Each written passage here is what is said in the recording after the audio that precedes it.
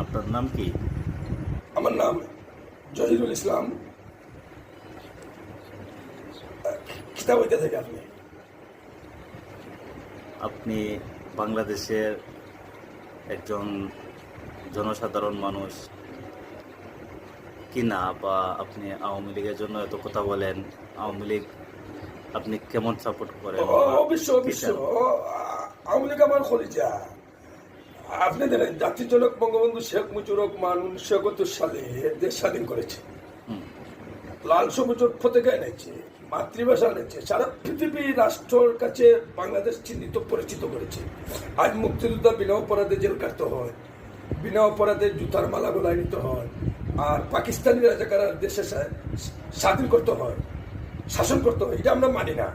আমি আজ থেকে আওয়ামী লীগকে নিষিদ্ধ করছে অবৈধ সরকার, জুলুমকুর সরকার, সুদকুর সরকারি নোজ, তার উপদেষ্টা যারা যারা আছে সবাই আমার মন থেকে আমি বয়কট করছি। ওরা নেতৃত্ব নিয়ে আমরা চলবো না। তারা আওয়ামী লীগ নিষিদ্ধ করেছে, আমি তারা বয়কট করলাম, নিষিদ্ধ করলাম। তারা দেশ থেকে পাকিস্তানে চলে যান। তো আপনি কি চান?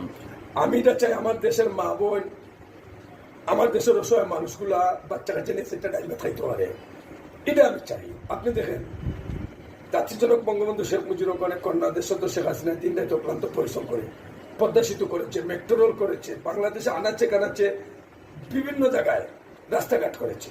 আজ এটার কোনো নামগন্ধ নাই। পাকিস্তানি রাজাকাররা নামগন্ধ, তারা নাকি দেশ স্বাধীন করছে। দেশ স্বাধীন করিয়া আমার অসহায় মা বোনের জানমালে নিরাপত্তা নাই, তারা দর্শনের মোকাবিলা হইতে হয়। 7 বছরের ফুরি আসিয়া তাই দর্শনে মৃত্যুবরণ করছে। এটার কোনো বিচার নাই।